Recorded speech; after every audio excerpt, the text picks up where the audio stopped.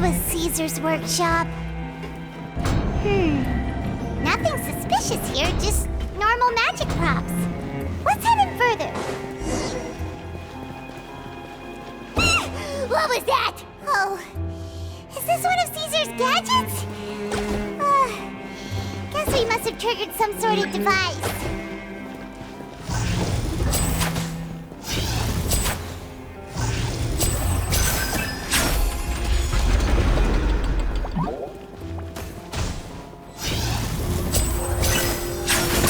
Voila! Use the spotlight! Over here! Rest and rebuild! As one with wind and cloud! One with nature! Share! Time to go! Whoa. Look! The doll in the box is glowing!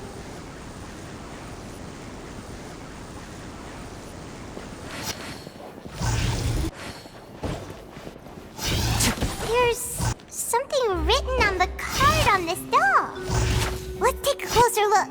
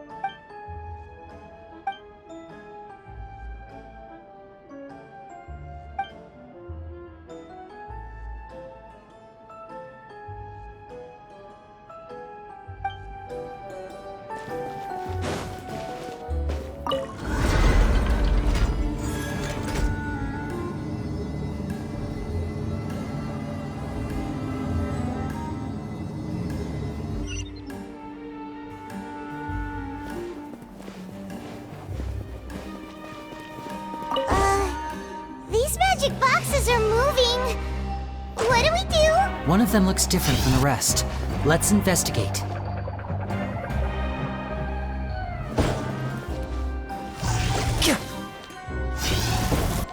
Got it.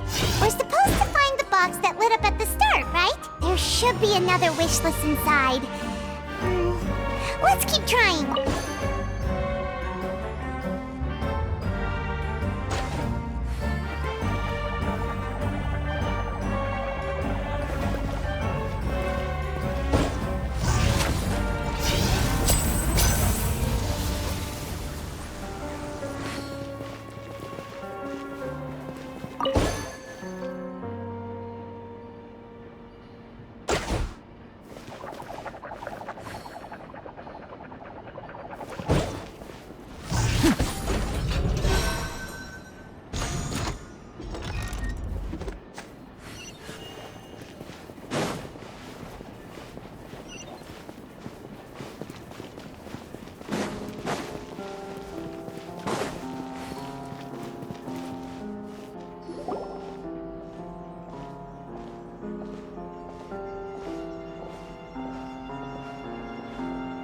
That's weird.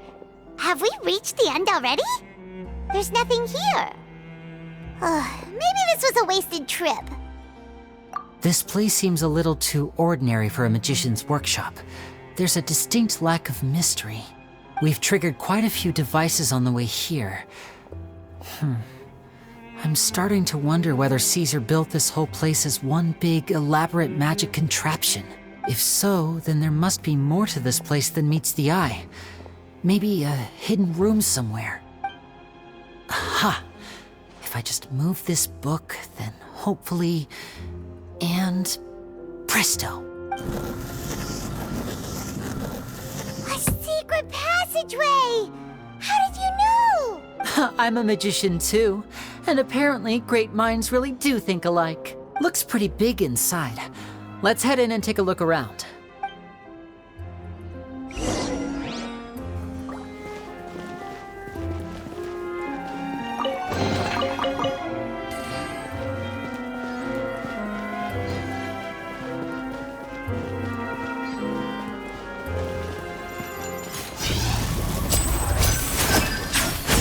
right up. Here comes the finale.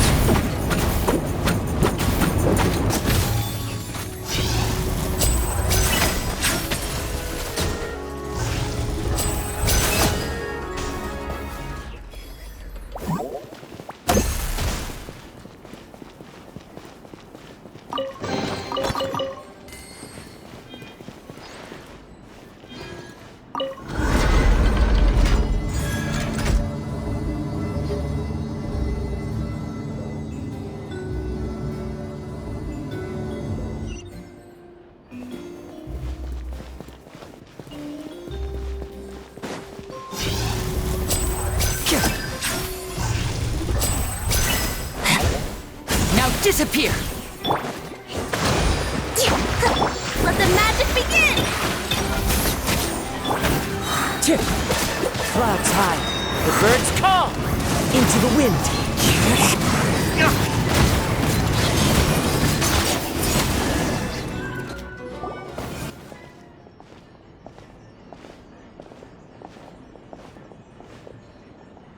Why have you stopped, Lenny? Is there some device in that box? It just looks familiar somehow. Let me check this out for a second while you guys go on ahead. If anyone makes a major discovery, let's rendezvous here. All right, see you in a bit!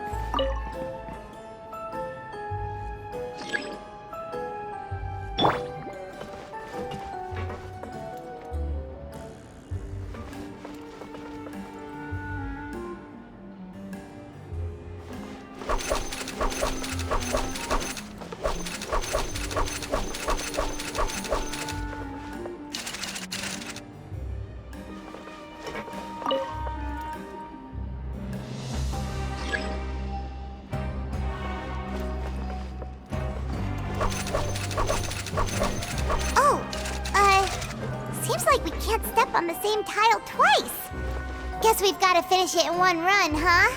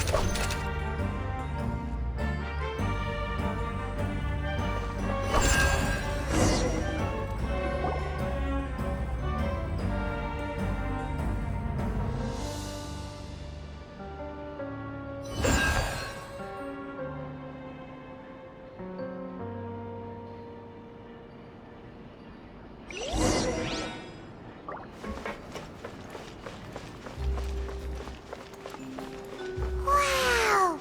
There's a hidden room here! Let's see! Oh, this bookcase is full of Caesar's own notes. He wrote a lot about the principles of magic. Whew. Much too advanced for Paimon. This book's thick as a brick! Let's take a peek inside it, shall we?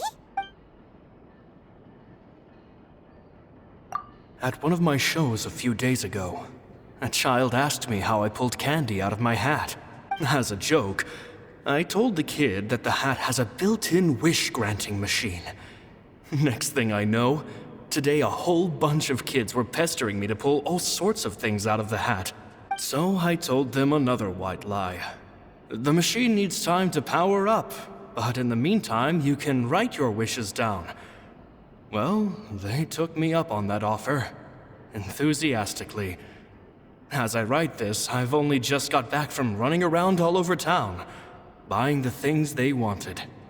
Boy, are my legs sore. I wound up saving very little this month, but that's not a major issue. I now have a bigger problem.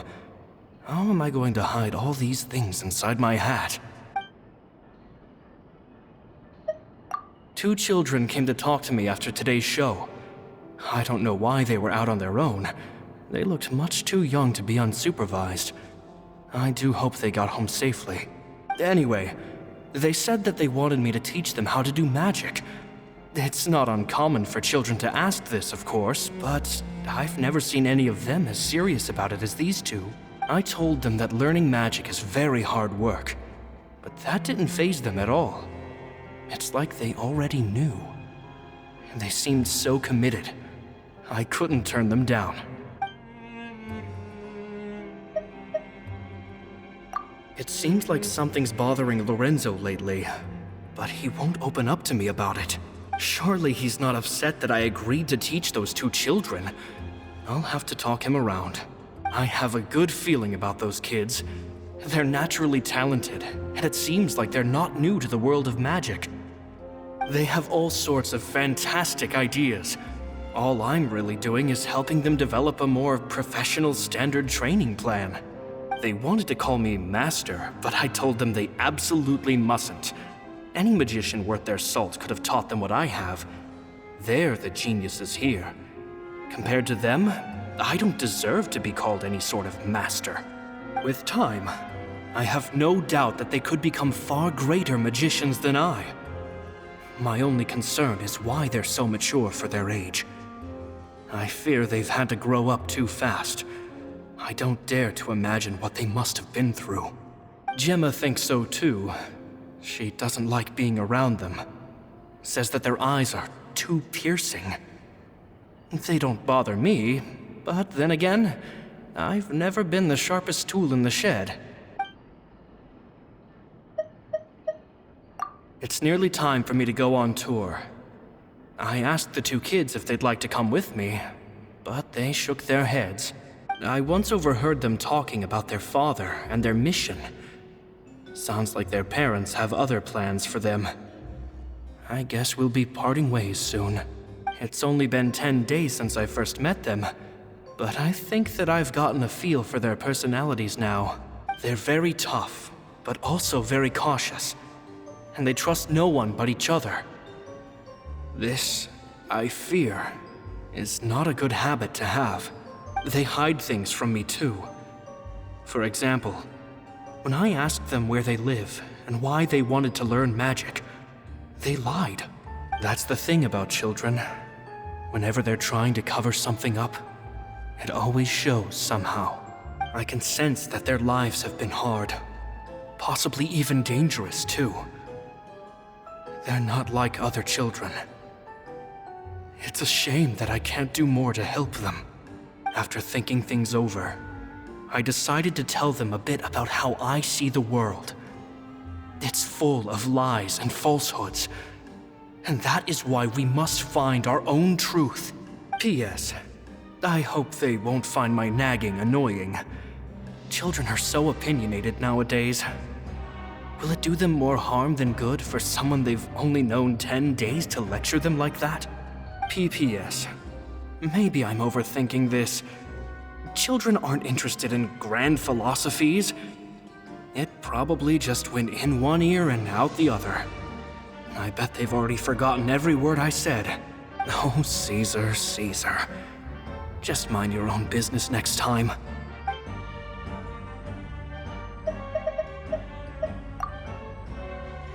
Two magic geniuses with a father and a mission, huh? Sounds a lot like he was writing about Linny and Lynette, don't you think? So did they meet Caesar when they were kids? Let's go ask Linny!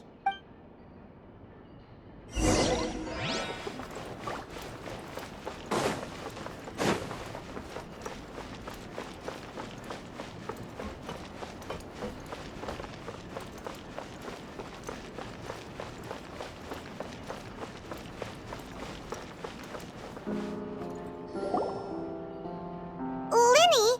Shh, hold that thought. As I expected, there's a lot of fishy things going on in this place. Fishy? Uh-oh, what have you found? All in good time. Before we go over our new leads, I want to tell you how a high-altitude escape is performed. First, the magician slots themselves into a magic box in full view of the audience. The box is then suspended high in the air, and a short while later, the base automatically opens. At this point, a dummy will fall out of the box, but it looks real enough to grab the audience's attention, and they start wailing and screaming. Meanwhile, the real magician, who has by now blended into the crowd, waits for a good moment to make their appearance and put on a hysterical performance. Oh no! Is that me? Did I just fall to my death? Very vivid description. Paimon can really picture it. And then what? The audience's gaze then turns to the magician, and by the time they realize what's happened, the dummy has vanished, as if everything that just happened was some sort of shared illusion. Of course, that's just how I think the process should work, theoretically speaking. The inventor of this trick never performed it successfully. When the box opened, Caesar was the one who fell out, and not the dummy. He fell right to the ground from the highest point of the opera house. No one could hope to survive that fall, not without a vision at least. And no one else has ever attempted this trick since. My understanding of how it works is just based on what I could gather from his notes and the relevant gadgets here in his workshop. So Caesar's famous high-altitude escape has never been done, huh? Paimon was about to say how cool it would have been to see it in person, but if it's that dangerous, it's probably for the best that no one else tries to do it. Wait a second. So if a dummy's supposed to drop out of the box, then where does the real magician go? How does he get out? Glad you asked. That brings us to the secret of said box. This box right here is the one that Caesar constructed himself to use in the performance, and it's not as simple as it looks. Inside, there's a device that only the magician himself would know about. Once the magician's inside and the box is lifted up into the air, the audience's view of the box is fixed at a certain angle. From where they're standing, they have a clear view of the front, sides, and bottom, but the back and the top are now no longer visible. At this point, the magician presses a button inside the box, opening a secret door out of view. He then escapes through this trap door onto the opera house roof, waits for the dummy to fall and distract the audience, and quietly returns to ground level. That's way simpler than Paimon imagined. Even Paimon could probably do it. Well, there's a little more to it than that, of course. The hardest part of this trick is controlling the audience's mood and reactions. That takes an exceptional degree of showmanship. There's the falling dummy, the miraculous reappearance, the pompous performing. Maybe the magician would even have themselves tied up before it begins to strengthen the impression that there's no escape. Many days and nights of careful research and painstaking practice would have gone into this, all culminating in a performance just a few minutes long, but one that still manages to transform the shock and grief of a tragic accident to the joy and laughter of a mesmerizing magic trick. Caesar was a highly accomplished magician, but unfortunately, even he didn't manage to pull it off. So, how did it go so wrong? You said you found some fishy stuff here. Have you figured out what really happened? I can make a pretty good guess. I looked into the case files. The magic box Caesar was using at the time of his death had the secret button I mentioned positioned on the right-hand side. And sure enough, he always used his right hand as his dominant hand in public. Okay. Nothing suspicious there. But here's the strange thing. Most of the devices in this workshop have the mechanism on the left-hand side, including this box right here, which leads me to believe that Caesar was in fact left-handed. Because a magician can't afford to have their most basic habits stand out too much. People naturally focus their attention on the most important details of the task or situation at hand. But a magician needs to be able to redirect an audience's attention at will so as to avoid arousing their suspicion. The essence of magic is getting people to believe a lie. If even the truth raises eyebrows, the falsehoods become all the more difficult to mask. And so, Caesar trained himself to use his right hand to align with his audience's expectations. Great magic always requires sacrifices. But in his most stressful and nerve-wracking moments, and when no one was watching, reflex would kick in and he'd use his left hand. That's why he set his gadgets with the mechanism on his left. Exactly. I think that's likely what happened. Caesar would have been under a lot of time pressure during the escape. He'd have had mere seconds to open the hidden compartment, retrieve the dummy, then open the secret door and make a swift escape. But I'm sure he was confident. He would have rehearsed countless times to the point where it was second nature. He'd barely need to think about what he was doing because muscle memory would guide him through. So he opened the compartment, took out the dummy, checked everything was in order, and then went to leave. With his left hand, he reached for the button, and suddenly, his heart skipped a beat. It wasn't there. Much like when you reach for your keys but find your pocket empty, his mind needed a moment to process what was going on. Instinctively, his left hand would keep feeling around for the missing button, maybe for another second or two, until the bottom of the box gave way. With the stakes being as high as they were, just a 2-second delay cost him everything. The authorities would find nothing suspicious and conclude that his death was due to his own error. When in reality, someone switched the boxes, and they did it to murder him. But how would they be able to make the switch without being noticed? That would be difficult to pull off, no? It would have to have been someone who knew that he was left-handed and who could move his props around without arousing suspicion. Someone who was always by his side. Isn't that right, Lorenzo? You just couldn't let sleeping dogs lie, could you? There's not a lot of people who'd go to all this trouble for some magician who died 10 years ago. I didn't want to have to do this, you know. Silencing you the hard way just creates more problems for me to deal with. But I gave you your chance. I hoped you'd do what's good for you and back off like the lady, but you disappoint me. You mean Gemma? So you are the one who's been threatening her! Yes, although however stubborn she might be, she was never much of a liability. But you people, you never even knew him, but for some reason you just wouldn't drop it. Which is why you can't leave this place alive. Take them out, and make it quick. Do your worst!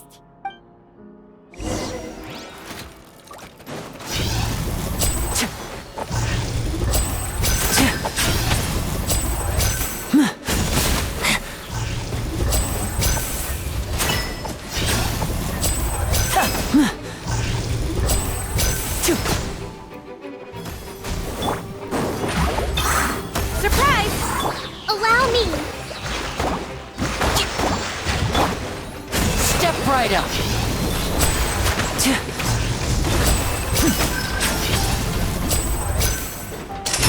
Let's get this show on the road.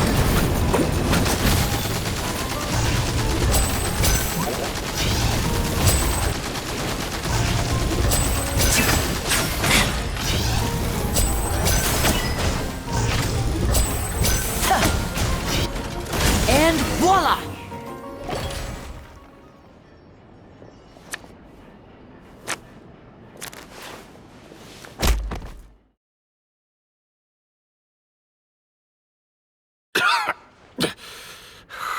You kids are tougher than you look. Had enough yet, Lorenzo? Your cronies can't help you now.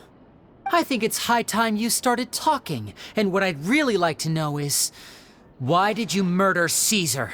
If I had a Mora for every time you said that man's name. Of course you idolized Caesar, everyone else did. But I was the real genius magician. Me! He was just an amateur who did cheap tricks for gullible children. I was the one who made magic into the fine art it is today.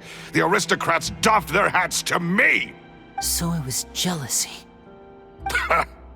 Jealousy. Hatred, more like. I hated Caesar. All he cared about was his magic. He lived and breathed it. He poured everything into his street performances and his stupid tours like it was just a hobby to him, never bothering to think about Mora.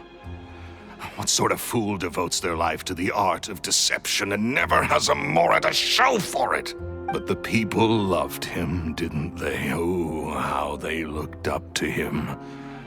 No one gave me a second look. All I ever heard was, "Oh, your master's amazing, isn't he?" Amazing. Yeah, so amazing that he was completely broke. Every other apprentice was living it up at their master's expense, but no, not me. I put in all the work, mastered all the skills, and it brought me nothing more than the life I already had.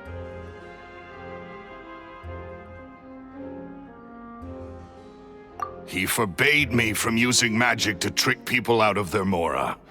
There was nothing he hated more than that. And with his reputation in Fontaine, it was too risky for me to go it alone. As long as he was alive, if I dabbled in my own brand of money-making magic, he would expose me, and it would destroy me. I had to kill him. There was no other way. He had to go. And this was your only motive? It was reason enough. What other motive would I need? Well, I was under the impression that there might have been other factors at play. For instance, maybe you were in love with Gemma, but she was engaged to Caesar. In love with Gemma? Don't be ridiculous. Guess I was wrong about that then. Next question. Are you the Phantom Weasel? I am. Caesar was so strict with me. He insisted that his way was the right way. that the sole purpose of magic was to bring joy to the world. I never bought into any of that. I was more interested in the practical value of magic. Sure enough, it helped me fill my pockets with all kinds of valuable treasures. Oh, yeah! Charlotte told us that the weasel would steal whatever people valued, no matter how much it was worth. That's just how it looked from the outside. What would any thief want with second-rate loot? I've only ever targeted high-value items. I stole cheap things as a way of practicing my craft. It was other people's overactive imaginations that conjured up the preposterous image they then dubbed the Phantom Weasel. So that's the story, huh? Well, I hope you're ready to tell it all over again during your trial. What choice do I have? You're a pack of wolves, and you've got me between your jaws. You've seen what's here, and my last-ditch effort to stop it getting out has failed. What else can I do? So be it. I've enjoyed power and wealth for the last 10 years, the likes of which Caesar could never give me. I wouldn't choose for things to end this way, but I regret nothing. Very well. In that case, I'll contact the guards. Traveler, Paimon, keep an eye on Lorenzo for me. I'll meet you just outside the workshop when I'm back.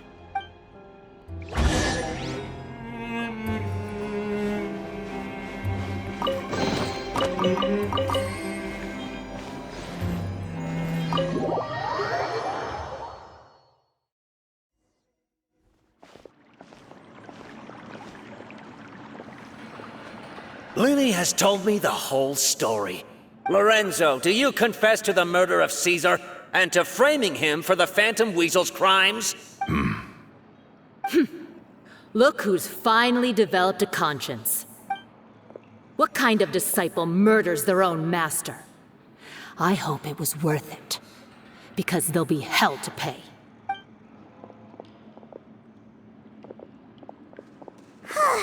Looks like it's all over. What should we do next, Lenny? Should we start preparing for your show? Let me think. Let's rendezvous with Lynette and Gemma first. With Lorenzo in custody, Gemma will no longer have to fear for her safety. Good point. We should go tell Gemma the good news right away. It'll give her some peace of mind for sure.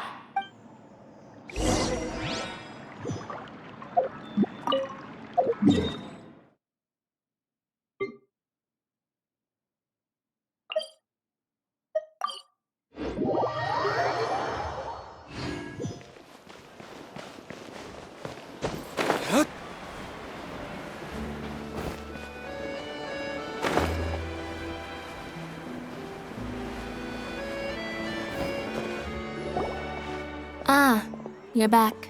You were so quick. I've only just finished my third dessert. Your third? Lynette, come on, we've talked about this. Everything in moderation. You're not gonna have any room left for dinner now. It's fine. I'll shift to exercise mode and jog off the excess sugar. That's besides the point. Well, it's done now, but try to eat a more balanced diet in the future. Point taken. Did everything go okay? Of course! Lorenzo was no match for us. The guards are taking him into custody as we speak. Gosh, that's amazing.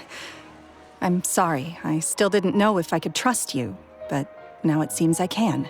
I had my suspicions about Lorenzo, but It's okay. We understand. He did threaten you. Paimon would find it hard to trust strangers in your position, too. But you don't need to be scared anymore. Everything's gonna be okay. Sorry. Sorry. My emotions are all over the place right now. I've been waiting for this day to come for so long. I always wanted to report Lorenzo. He took all of Caesar's property, which I found suspicious. But I had people watching me all the time, so I couldn't risk looking into it. I was so afraid. I was scared he'd do something terrible to me, and then no one would be left to visit Caesar's grave. So I never had the courage to speak out. Thank you all. Truly. Thank you so much.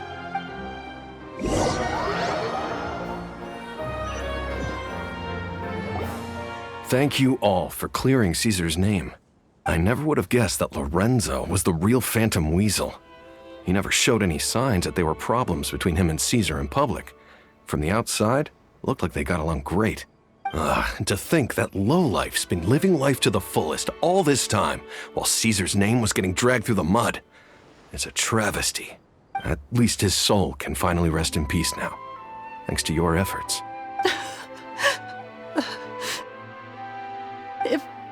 If only I'd realized before it was too late. Don't blame yourself, Gemma. This isn't your fault.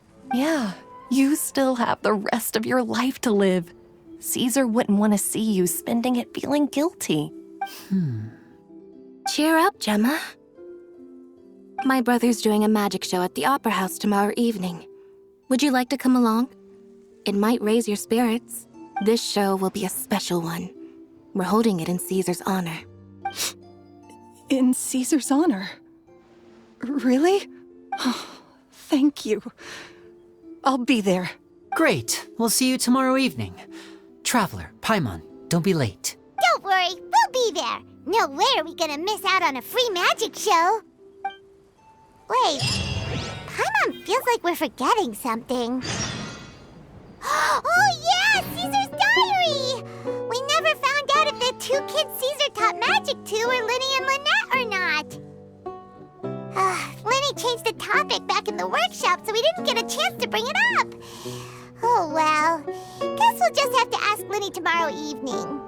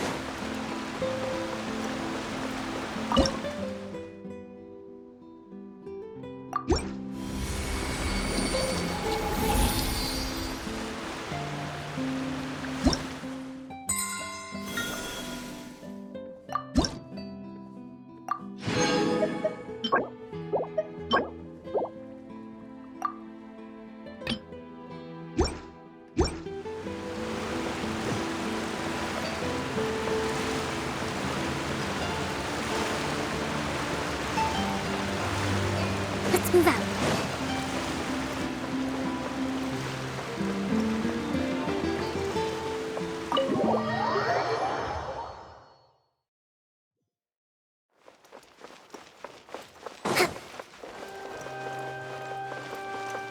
Let's move out.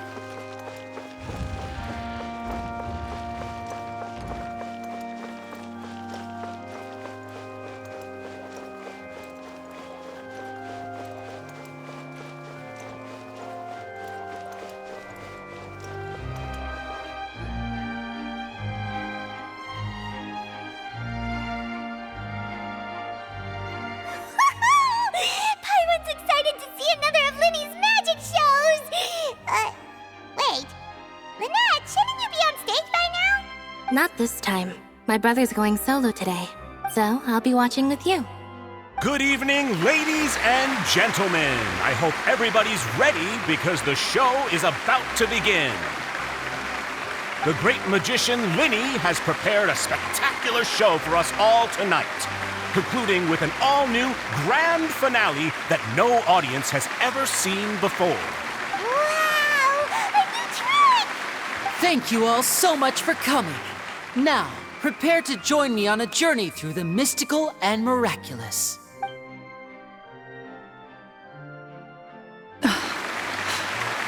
Exciting stuff, isn't it? Yes, it's just... It reminds me of him. No wonder. Caesar was a famous magician too. So, How did you two first meet, Gemma? Well, I was out on the street once, and I saw him performing for little children. Children love magic, because they're willing to believe in things that can't be rationally explained. Caesar had this amazing way of bringing them into a dreamlike world, and somehow, I felt drawn to him too. So I went up and asked him to do a trick for me. Aw, that sounds so romantic. What trick did he do? It was with a flower. He took it in his hand, snapped his fingers, and it magically appeared on my head. I was so happy that day. No one had ever given me a flower before that. Oh, that's so cute! Actually, now that you mention it, Lenny's done that one before. Is that right? Then I suppose he's a romantic at heart, just like Caesar. So let's treasure the time we have with him. After all, you never know when the people dearest to you might be gone. That's right. It's all over now. Paimon doesn't really know how to comfort you, but at the very least, no one's gonna be intimidating you from now on. You can breathe easy at last, right? Right. Yes, you can breathe easy now, Phantom Weasel. See? Even Lynette says... Wait, what? The Phantom Weasel? Lorenzo escaped? Where is he? What do you mean, Phantom Weasel? As Linny once said, a performer's job is to commit fully to their role and put on a flawless performance for their audience. But once the bag of tricks is empty and the curtain falls, it's time to end the show. The spotlight is no place for someone with no more cards up their sleeve. It's been 10 years, Gemma. Aren't you tired of the grieving widow act? I think it's time to put an end to it. What are you talking about? Paimon doesn't like this riddle. Traveler, Paimon doesn't like where this is going. Come on, say something! Ladies and gentlemen, I hope you're all enjoying the performance so far. There will now be a brief intermission, after which Linny will perform the most electrifying act of tonight's show, the one we've all been waiting for. The final performance will take place outside of the Opera House, so please make your way outside in a calm and orderly fashion. The Phantom Weasel never did like public places, did they? Don't worry, this place will be quiet soon. Let's talk somewhere else for now.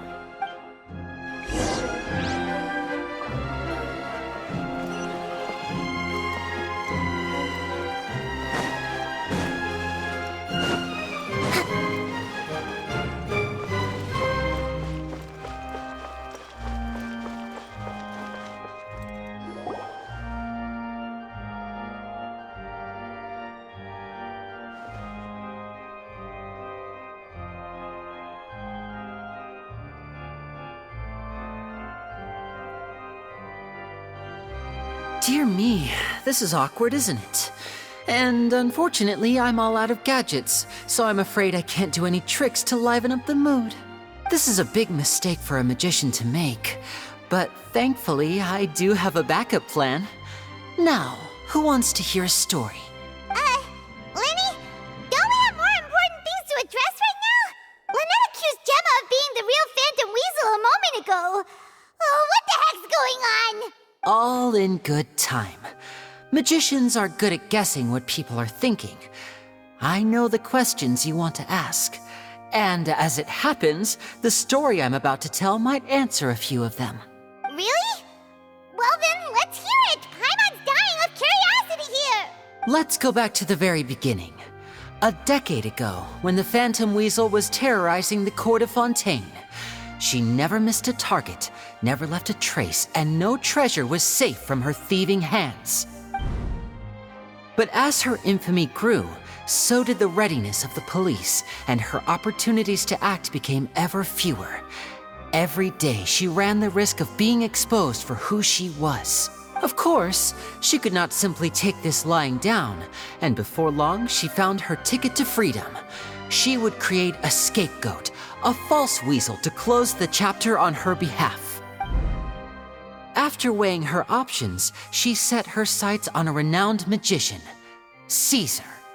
After all, magic and theft shared enough similarities for people to buy the story when the truth came out. So then what? Being the master deceiver she was, the weasel easily earned Caesar's trust. Now, all that remained was to frame him for her countless crimes. But as she was considering how to make her move, she noticed Caesar's aggrieved pupil, and a new thought entered her mind. Maybe I don't need to get my hands dirty after all. At her encouragement, Lorenzo tampered with Caesar's magic box, causing him to fall to his death. Afterwards, Lorenzo seized his master's property, and the weasel set about tarnishing Caesar's reputation. Two co-conspirators committed the perfect crime.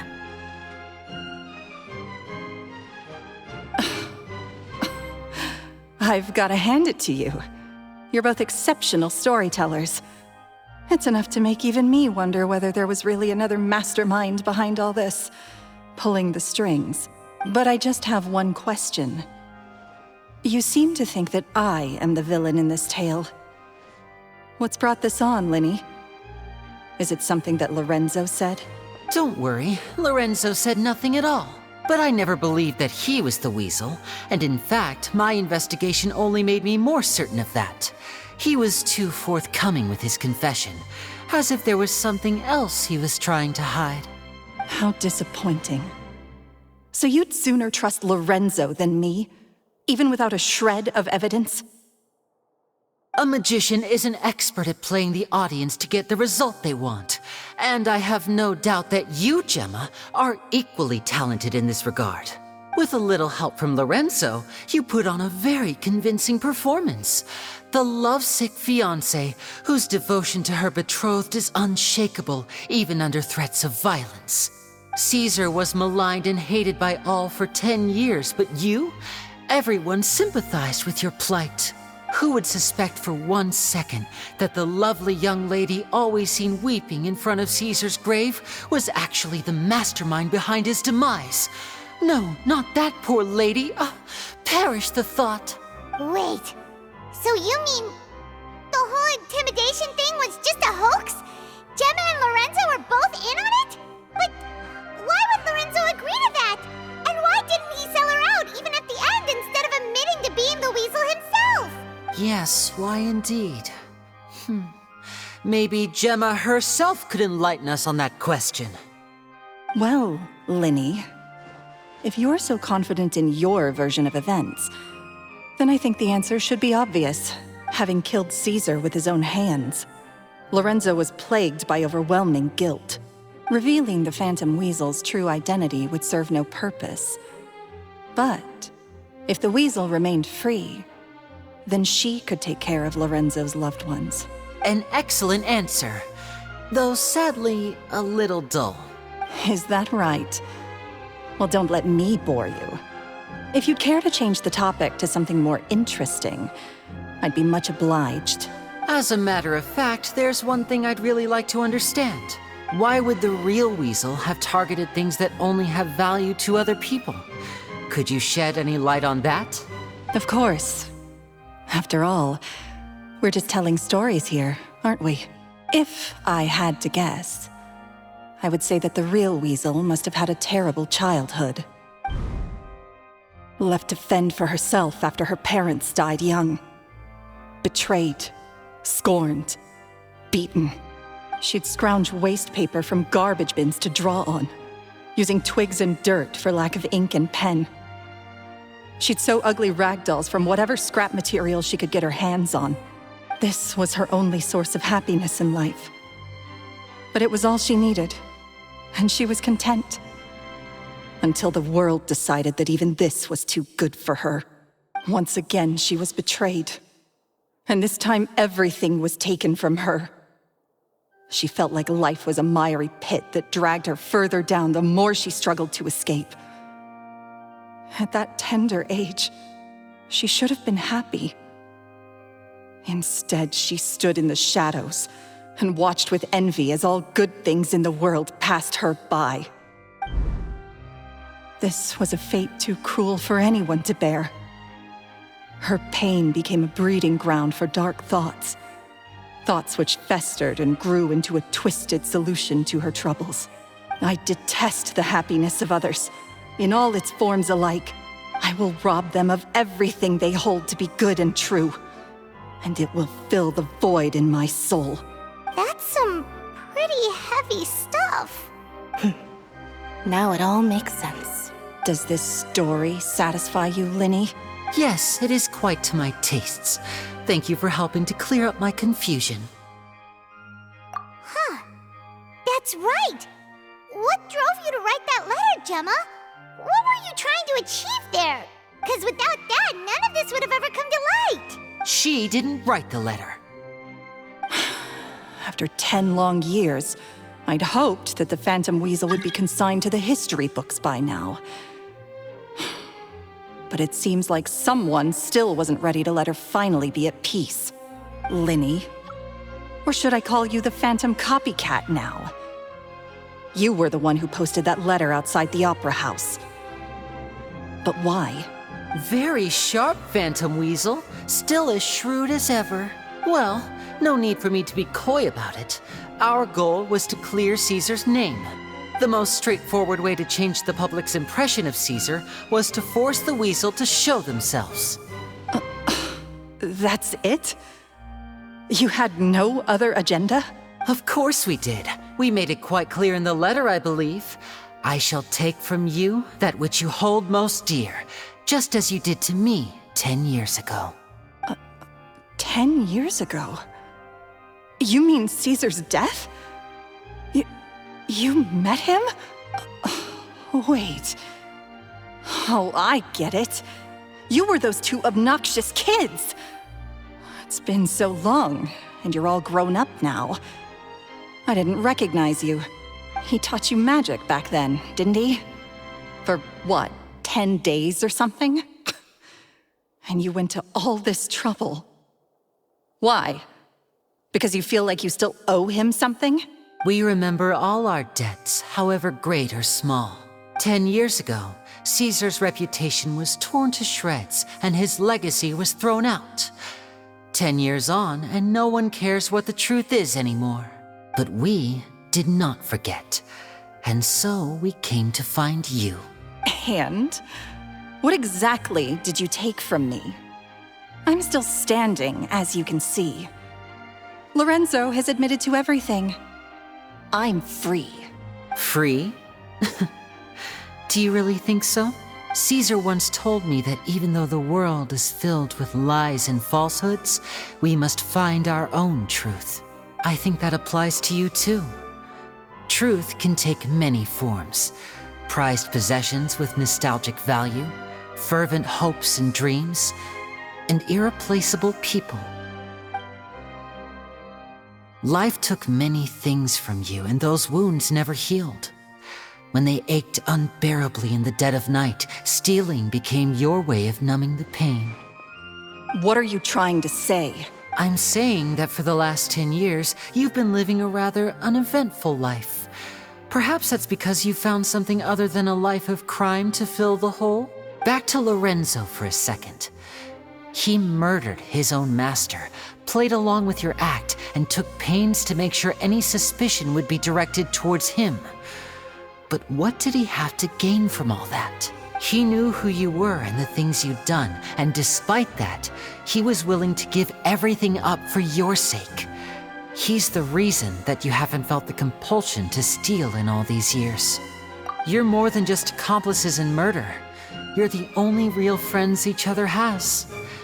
So I think you know, deep down, that he is the only truth you have in your life. But that truth is gone now, and I guarantee you, you'll never see it again. Congratulations on your freedom, Gemma. Your freedom will cost you dearly. From now on, you'll be all alone in a world full of lies and falsehoods. I do hope you'll be able to bear it. You've still got a long life ahead of you after all. Gather round, one and all. The time has now come for the amazing Linny to perform his final act in tonight's show. I'm sure you're all wondering what he has planned for the grand finale. Well, wonder no more, for the answer is a death-defying high-altitude escape. A high-altitude escape? I'm sure you all remember the magician Caesar. This was the very trick that led to his fatal fall, after which he was dubbed the Phantom Weasel. But we have now learned that Caesar was wrongly accused, and that the real Weasel has now confessed to their crimes. Guess that's my cue to leave. Whew. I've been practicing this one for ages now, but I'm still a little nervous. Traveler, Paimon, I hope you enjoy the rest of the show. There may be a lot of people watching tonight, but you alone are my true witnesses.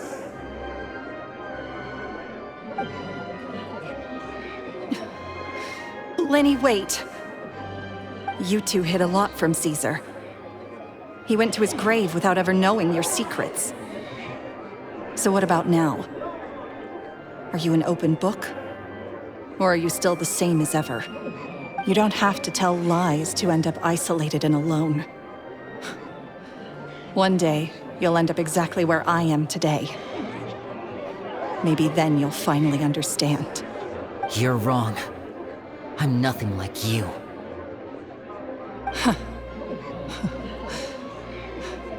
So, what are we, doing now? Like Lenny said, when you're ready, let's head outside and watch the show. But what about Gemma? She'll figure out what's best for her soon enough. Oh, and if you'd like to see Lenny after the show, you know where he'll be. The usual haunt. All right. Well, let's go and watch Lenny's finale then. This trick's a pretty dangerous one, but he should be able to pull it off, right?